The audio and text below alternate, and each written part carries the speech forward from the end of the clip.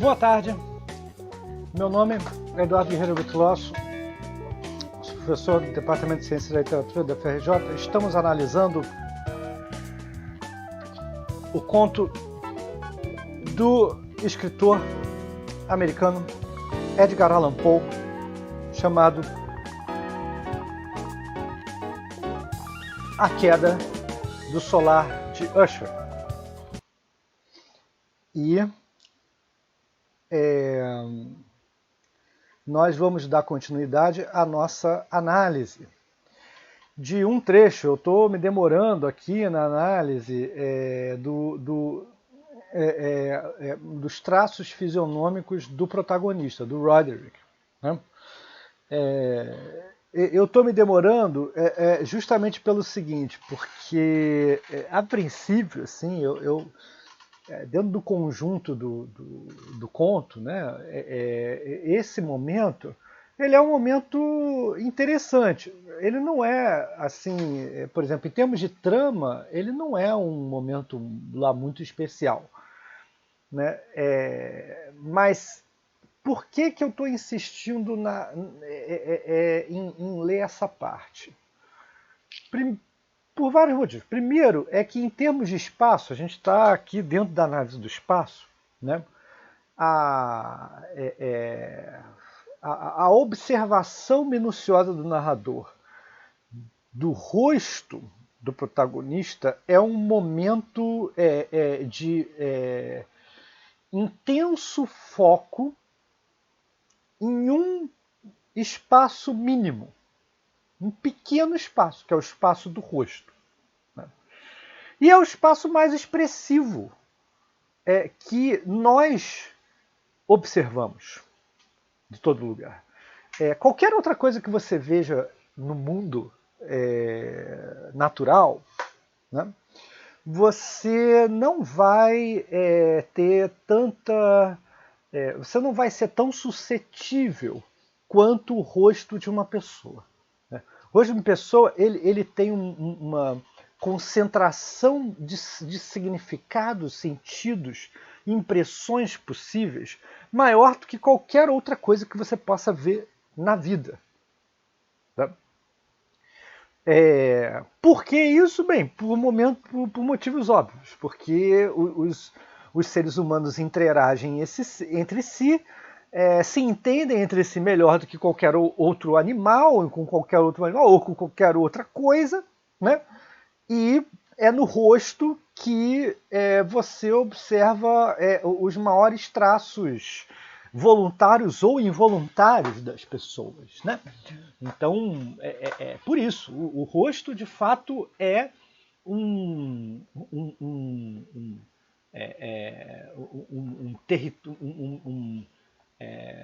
um, um espaço de localização de excesso de sentido, tá? O rosto é isso. Tá? O rosto, ele... e por isso que esse pessoal que analisou os traços fisionômicos, Lavater e outros, né? Esses caras, eles achavam que podiam, justamente porque o rosto ele produz muitos sentidos, muitas impressões, né? Eles achavam que eles podiam retirar mais conhecimento ainda do que o rosto já expõe, entendeu? Voluntária ou involuntariamente, né? Então, assim, na verdade, a premissa deles vem da natureza da coisa, né? Bem, e a literatura explorou exaustivamente, né, essa ciência fisionômica, né, nas suas descrições né, do fisionomia dos personagens. E essa palavra fisionomia no conto, ela aparece várias vezes, assim como a palavra atmosfera aparece várias vezes, a palavra fisionomia aparece também várias vezes. Então é interessante como esse conto, além de ser um conto perfeito para analisar, um dos melhores contos para se analisar, ele além de ser perfeito por causa da sua estrutura, ele ainda é perfeito porque as próprias palavras que ele utiliza, elas são parte das categorias de análise da narrativa. Entendeu? Então esse conto ele é perfeito para você extrair esses aspectos. Né? Outras coisas esse conto não explora. Aí vão explorar outros contos, outros romances e tal. Por isso que eu estou falando, eu repito, né, que análise a gente só consegue instruir a pessoa a fazer uma análise pegando o exemplo prático. Né? Eu não consigo falar teoricamente de análise, é horrível. Entendeu? Horrível você falar assim, ficar falando de narrador homodiegético, heterodiegético, só citando uma obra ou outra de passagem. Eu não gosto, entendeu? Fica um exercício demasiadamente abstrato, né? Você pode ficar falando da sua erudição, entendeu? Mas a pessoa que tá querendo se iniciar, ela não tem um exemplo muito concreto na cabeça, entendeu? É muito melhor fazer como a gente está fazendo, entendeu? Assim, ler o conto e desmembrar o conto e extrair do conto elementos de análise que o conto apresenta, entendeu? É a melhor coisa a fazer. Eu não consigo pensar uma outra maneira. Né?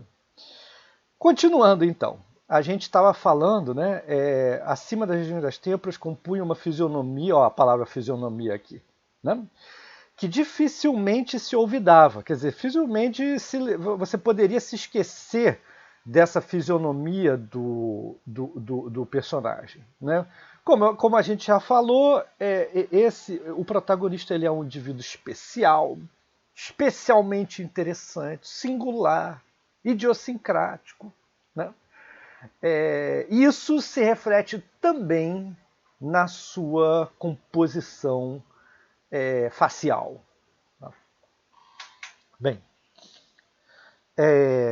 e agora, pelo simples exagero dos característicos dominantes desses traços e da expressão que eles costumavam apresentar, tanta se tornara a mudança que não reconheci logo com quem falava. Aí ele está repetindo uma coisa que ele disse anteriormente, né, de que aquela pessoa da infância para a pessoa atual, entendeu?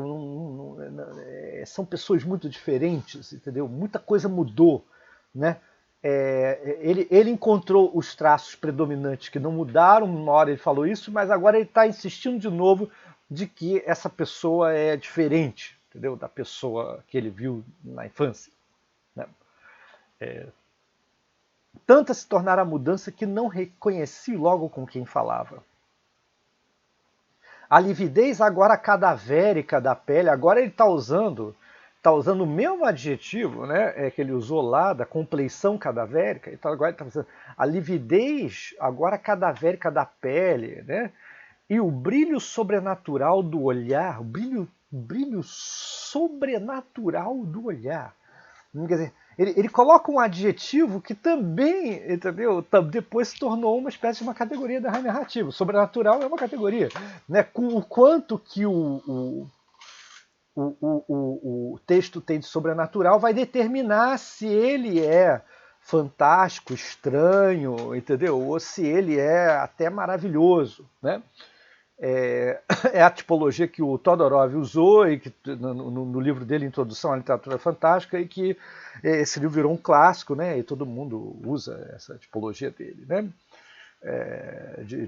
Enfim. Então, assim, e o brilho sobrenatural do olhar, como o olhar lá no outro momento ele é amplo, né? Amplo, líquido né? E mais alguma coisa, né? Agora tem o brilho sobrenatural do olhar. É claro que os olhos eles são muito determinantes, né? na personalidade de uma pessoa. Né? O olhar ele é muito determinante na personalidade de uma pessoa.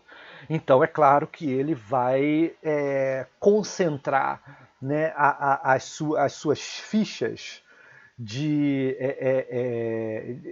incremento, né, do da potência da personalidade do protagonista no olhar. Né? Então, a lividez agora cadavérica da pele e o brilho sobrenatural do olhar, principalmente, me deixaram atônito e mesmo horrorizado. É claro que esses adjetivos, terrivelmente, horrorizado, né, e cadavérico e tal, ele vai servir desses adjetivos porque a literatura é gótica. Então ele vai ficar jogando esses adjetivos sempre aí, né? É um recurso óbvio, entendeu? E que o nosso grande escritor não vai, não vai se eximir de se servir, entendeu? Desse cardápio de adjetivos. Tá?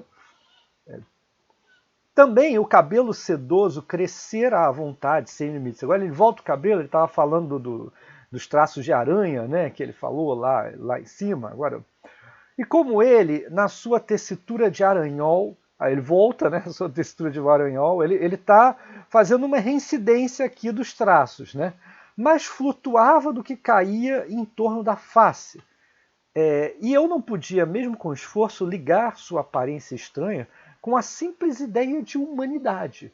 Você vê que ele está misturando esses característicos, como ele está chamando, né, com conceitos. Né? Eu não posso relacionar, ligar as suas aparências com a própria ideia de humanidade. Quer dizer, o cara, o sujeito, ele tem traços sobrenaturais, ele tem algo de inumano. Né? Ele quer jogar essas sugestões no leitor. Né? Que ele tem algo de estranho. Né? E também é interessante essa passagem, o cabelo, né, mais flutuava, né,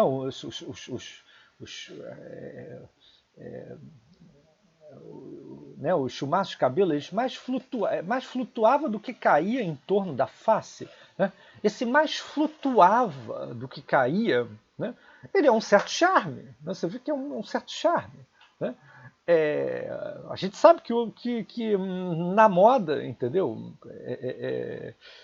Você tem formas, né, do cabeleireiro ele cortar, né, o cabelo de uma maneira em que isso aconteça numa mulher ou num homem. Isso vai certamente se tornar um charme da pessoa. Né? E ele introduz isso aqui. Né? Mas esse flutuar, ele tem mais o sentido, tem mais do que o sentido de charme, ele tem um sentido, né, de todo esse ambiente vaporoso, dessa luz purpúrea, né, e etc. e tal. Quer dizer, esse traço, né, da relação do cabelo com o rosto, né, e isso daí está em harmonia, entendeu, com uma atmosfera pesada, né? Enfim, e nebulosa, né? E etc. e tal. Bem, agora a gente pode, depois de tanta análise desses aspectos, a gente pode voltar ao que a gente estava vendo aqui. Então, bem, eu já falei bastante aqui do rosto do protagonista. E eu coloquei aqui aquilo que a gente viu. Intensas descrições e decifrações da fisionomia. Microespacialidade. Né? Então, espero que tenha ficado claro aí que essa descrição fisionômica, ela é uma concentração de um foco narrativo pesadão, entendeu? Num elemento só do espaço, entendeu? Num mini espaço, entendeu? Que é o rosto, entendeu? Então isso é espaço também, rosto também é espaço, tá? Ok. Convivência. Aí tem o B2, né? Aí o que acontece? Aí nesse período que a gente já viu lá na parte do tempo, né? Que esse período de convivência, ele é um período que vai durar vários dias e que a conversa deles durou, digamos, horas, mas esse período é um período que vai durar vários dias, né? Ele mesmo fala, né? Você tem a convivência dos dois, provavelmente no quarto, né? No quarto do Usher. Ele não fala de outros espaços nesse momento, embora o narrador ele tenha o seu próprio quarto, ele só vai falar disso no C2, entendeu? Estamos no B2. Ele não vai falar desse quarto antes, ele não vai falar no B2 do quarto dele, não vai falar dele pessoalmente, ele sozinho, ele não vai falar dele sozinho no B2. Ele só vai falar ele e o Roderick no B2. Aí você vê um elemento interessante, que nesse pedaço, né, macroestrutural da narrativa, né, só tem os dois lá juntos, entendeu? Só tem os dois lá juntos. Não tem, no C2 vai aparecer quer dizer, você tem a coligação dos personagens, a junção dos personagens na convivência no B2. No C1 os personagens também estão juntos, os dois também estão juntos, né? No C1. E só no C2 o narrador ele fica sozinho no primeiro momento e depois o Usher chega. Então você pode produzir uma espécie assim de um mapeamento do trânsito dos personagens dentro da casa, né? E da relação junto-separado. Junto-separado. Entendeu? Se os dois personagens estão juntos, se os dois personagens estão separados. Então no A1, por exemplo, no A1 eles estavam separados. Né? Era só um narrador. Aí o narrador faz o trânsito. Aí o narrador encontra com o Usher. E quando encontra com o Usher, né, no B2, aí eles ficam juntos. Aí no C1 eles continuam juntos. E só no C2 é que o narrador retorna sozinho. Então você vê aí, né, nas partes do texto, você vê onde que os personagens ficam juntos ou separados. Né? Ok. Então, assim, aí nessa convivência você tem o espaço da adega do quadro, porque aí ele vai. Aí tem a Mizanabim, porque eu falei de Mizanabim, e tem pelo menos 3 obras que você tem Mizanabim, né, que você tem narrativa em abismo. Que uma obra está dentro da própria obra que a gente está lendo. O conto ele introduz dentro da narrativa um quadro, aí depois ele introduz um quadro de pintura, né? Um quadro pictural, aí depois ele introduz, ele fala de improvisação, mas improvisação ele fala muito rapidamente, vagamente, assim. E aí depois você tem o Palácio Assombrado, né, que é um poema, eu já falei sobre isso, que é uma canção, né, dentro da narrativa, e é citado como poema. E aí depois você tem aquele livro fictício, que é o Bad Trist, é a Assembleia dos Loucos. Tá? Essas 3 obras, elas criam Mizanabim. Né? São 3 obras produzindo Mizanabim, obras dentro da obra, né? Nesse conto. Por isso que esse conto ele é um exemplo privilegiado de Mizanabim. Tá? Ok. Então ele fala da adega do quadro, porque aí o quadro ele representa uma adega, né? E do poema, o palácio em meio ao céu dos anjos e da turma. Aí você tem o espaço, que é completamente diferente do espaço da narrativa principal. Você tem o espaço do poema, que é feito do palácio. Né? Aí o palácio ele tem os anjos, ele tem o céu, ele fala do céu, ele fala do serafim que não fica lá. Né? E aí ele fala do viajante, ele fala do rei, e tal, e tal, e tal. Né? E aí você tem, o rei duplica o Roderick, o viajante duplica o narrador. E por aí vai, né? E a turba, ela não duplica, entendeu? São personagens que aparecem, aí é a diferença de uma narrativa lá dentro da narrativa principal e a narrativa principal. Você tem a diferença de um e outro, também tem diferenças, né? Você tem personagens, enfim, lendários, míticos, né? Anjos, né, e demônios e turba e tal, né, uma coisa que você não tem explicitamente, né, na narrativa principal, né. Bem,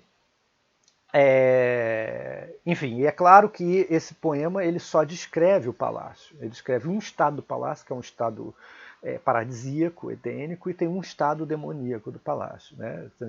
Primeiro um, depois outro. O poema é isso, não tem mais do que isso, né? É uma micronarrativa, que não é nem narrativa direito, que não tem nem história direito, só tem essa mudança de estado, entendeu? Basicamente, né? Bem, se você for comparar com a nossa narrativa principal, você vê que a nossa narrativa principal tem 6 partes diferentes, entendeu? Tem mais coisa, né? Então, aí você tem a citação de diversas referências, que é uma que denota uma biblioteca implícita, né? O narrador ele não fala, eu entrei na biblioteca do meu amigo, entendeu? Eu fiquei na biblioteca dos meus amigos e vi uns livros maravilhosos na biblioteca do meu amigo. Ele não fala isso, mas os livros, então, ele fala só do quarto, né? E ele fala da convivência dele com o Roderick, então ele fica lendo junto com o Roderick.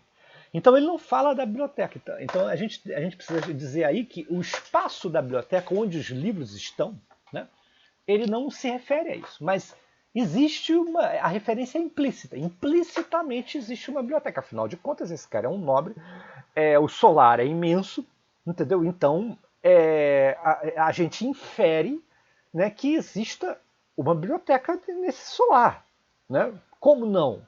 O cara é um intelectual, né? Tem que ter uma biblioteca dentro desse solar, né? Mas ele não fala disso, mas a gente pode dizer que é uma biblioteca implícita. E aí, o que a gente encontra são ele não descreve espacialmente, concretamente, a biblioteca, mas ele descreve os objetos dessa biblioteca. Então, e essa biblioteca ela é muito bem usada, né? Essa biblioteca, os livros delas, né, estão presentes, entendeu? Bem, em último caso, a gente pode até supor que ele não tenha um quarto só de biblioteca, que ele tenha, sei lá, uma estante num quarto, entendeu? Ele não seja tão intelectual assim, não tenha tanta coisa assim, entendeu? Mas isso daí é improvável, entendeu? Mas a gente pode também supor. Aí a biblioteca seria essa estante, entendeu? Pode chamar de biblioteca isso, né? Biblioteca é isso mesmo. Biblioteca é conjunto de livros. Não precisa ser um quarto inteiro só de livros. Pode ser menos. Entendeu? Bem, ok. Deslocamento, e aí, é claro, em questão de espaço, já que existe tanto livro na narrativa, então a gente tem que pensar, entendeu, em termos de biblioteca. A palavra biblioteca, o conceito de biblioteca, ele está implícito dentro do espaço que está circulando aqui, né? Só para dar um exemplo, por que eu estou insistindo tanto nessa história de biblioteca? Não é só porque eu gosto, não, porque eu adoro a minha biblioteca e nada disso, não. Não é só por causa disso, é por um outro fator. É muito mais interessante. Tem certas coisas que a gente só entende se a gente começar a pensar o não dito. Aí a gente entende melhor o dito. Por exemplo, em nenhum momento ele fala da cozinha. Banheiro, então, ele nem fala. Então não fala de banheiro, nem fala de cozinha. Ele não fala de comida. Esse é um conto que não tem comida. Não tem alimento. Isso não interessa ao conto. Entendeu?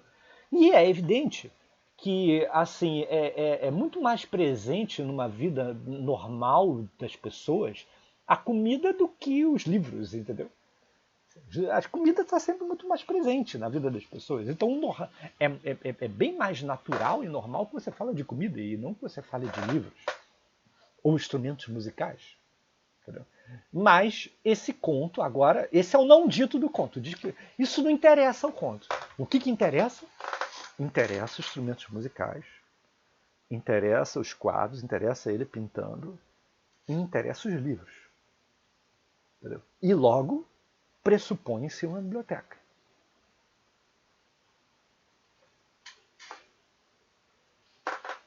Certo?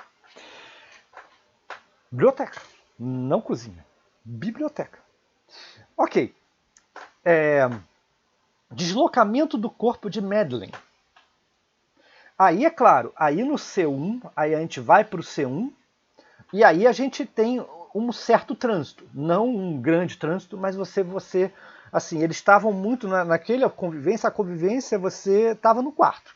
Era eles no quarto. Né? Deve ser o lugar mais aconchegante, né? O lugar que é mais frequentado dentro do solar, do Usher. Né? Então você já vê um outro detalhe importante. O protagonista frequenta mais este quarto. Este quarto é o espaço principal do conto. Né? A gente pode produzir essa afirmação. Qual é o espaço principal do conto? Qual é o aposento principal do conto? Quarto do Roderick. Né? E aí eles ficam dentro do quarto, né? Conversando, lendo, tocando e tal, e tal, e tal. O ócio do nobre, o ócio do homem rico, nobre, entediado, entendeu? E etc. E tal. Você pode ironizar o quanto você quiser, entendeu? E tal, é isso mesmo. Né? Você pode dizer isso. Bem, e aí, ok, ócio maravilhoso, né? Mas aí, depois que eles ficam nesse C1, não, nesse B2 durante esse tempo todo assim, no C1 aí tem aquela transição brusca, né, que é muito interessante, entendeu? Porque como ele se demora em tantas coisas, ele se demorou na natureza da propriedade, no lago, nas árvores, os fungos das árvores, né? E no solar, entendeu? E tal, né? A aparência do solar. E ele se demorou, como a gente cansou de ver aqui, no rosto do Roderick. Só que assim, os detalhes da morte da Madeleine, ele não fala nada. Ele simplesmente ele diz, de repente, então, o Roderick ele disse isso. Né? Vale a pena citar essa passagem. Vamos lá. Olha só isso aqui. Ele vai citar as obras, a gente vai falar isso mais tarde, né? Estamos no parágrafo 23, né? Vocês estão vendo aí. Enfim, se vocês quiserem saber a página, 91, tá? Aí ele chega e diz o seguinte: não podia deixar de pensar no estranho ritual dessa obra, está se referindo a essa obra daqui, né, que é uma partitura musical, isso aqui religiosa, né, e tal, né, Vigiliae mortorum secundum corum ecclesiae magnitudine, Maguntine, né?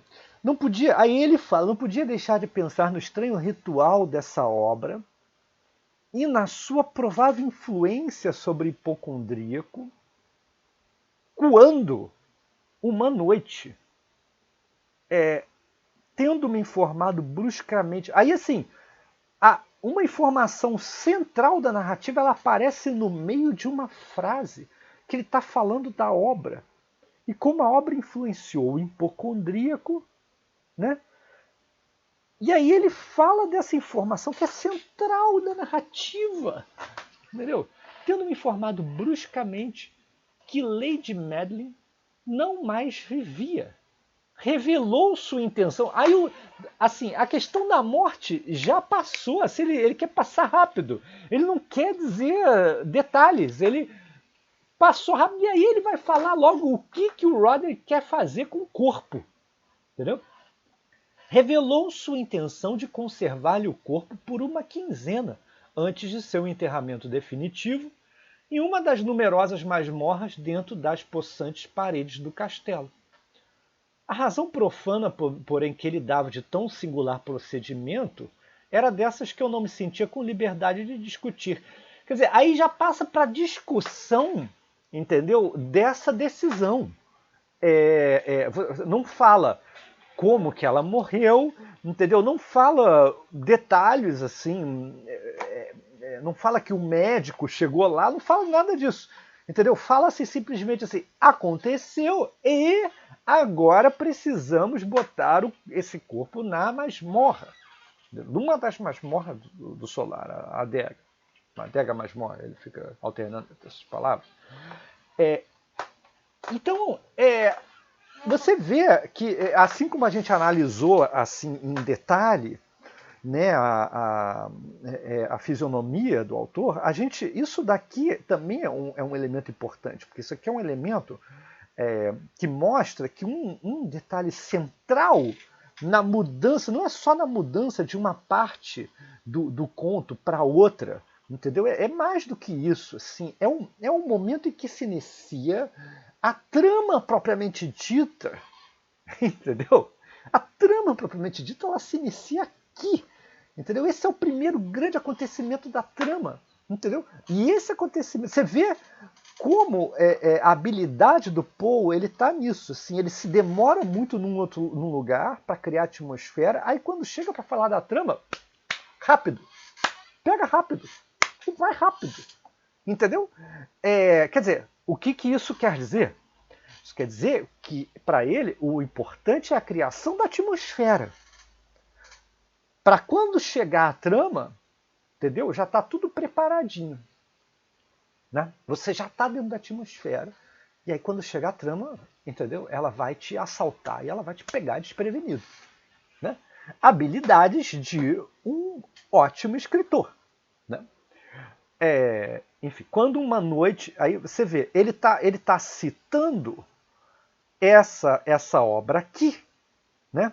Que com esse nome complicadíssimo em latim, né? Ele está citando essa obra aqui, e aí ele fala da obra para dizer que ela tem influência sobre a decisão dele, entendeu, na morte. Quer dizer, aí depois a gente vai ver que a obra realmente é uma obra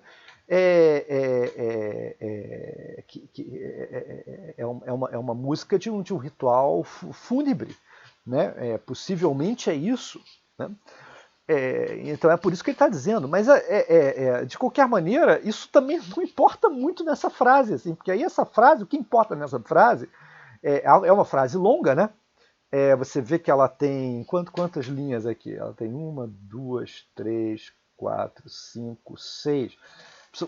É uma frase longa de 6 linhas. Para quê? Por que a frase está longa? Porque a informação principal, que é a morte, né? Ela fica no meio da frase. Tá? Dentro de uma comparação do livro, faz a ponte das referências que ele fica comentando para o início propriamente da trama. Né? Mas esse meio que é essa grande informação, né? Da morte, entendeu? De Madeleine, né? Que depois vai se revelar falsa, né? Esse meio aqui, ele está dentro dessa frase longa para ser encoberto. Entendeu? Porque o que interessa é o que vem abaixo. O que interessa é a decisão do Usher de enterrar a Madeleine, supostamente morta. Entendeu? Quer dizer, de fazer aquilo que tecnicamente a gente chama de enterro prematuro.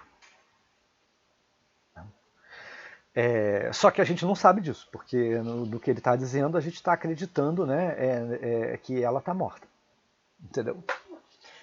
Enfim, você vê que esse recurso retórico nessa frase ele é central no conto. Tá? Não tem coisa mais central do que isso aqui. E aí entra logo para a discussão, né, de se isso deve ser feito ou não. E nessa discussão, o narrador ele se coloca numa posição que ele gostaria de dizer que seria melhor não fazer isso, mas ele não quer discutir porque, entendeu? A pessoa que está sofrendo é o amigo dele, não ele. Então ele não quer, entendeu? Ficar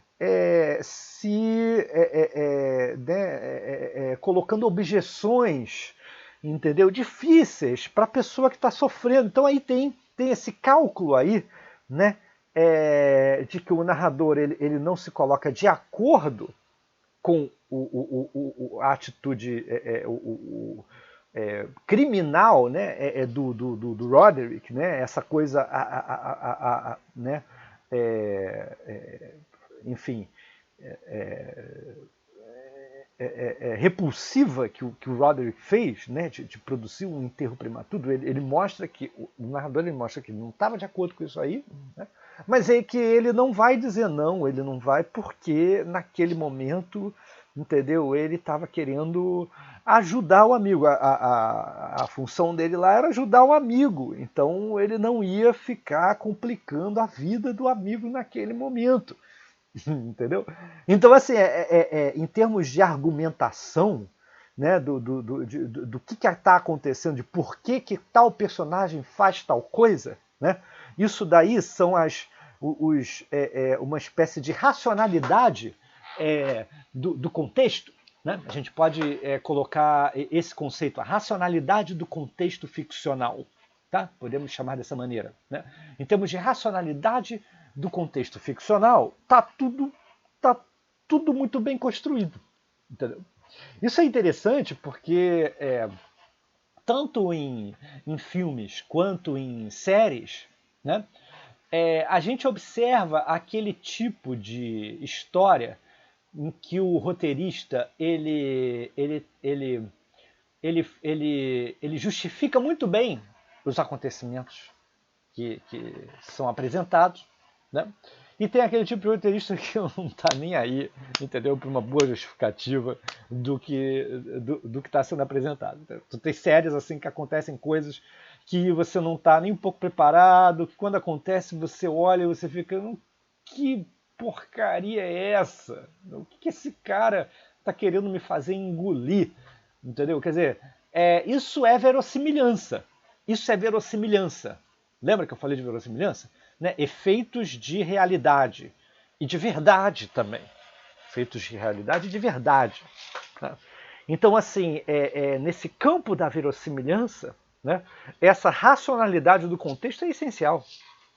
Absolutamente essencial. Ok. Curta, por favor. Por favor. Se você gostou. Ok? E a gente passa para o próximo vídeo.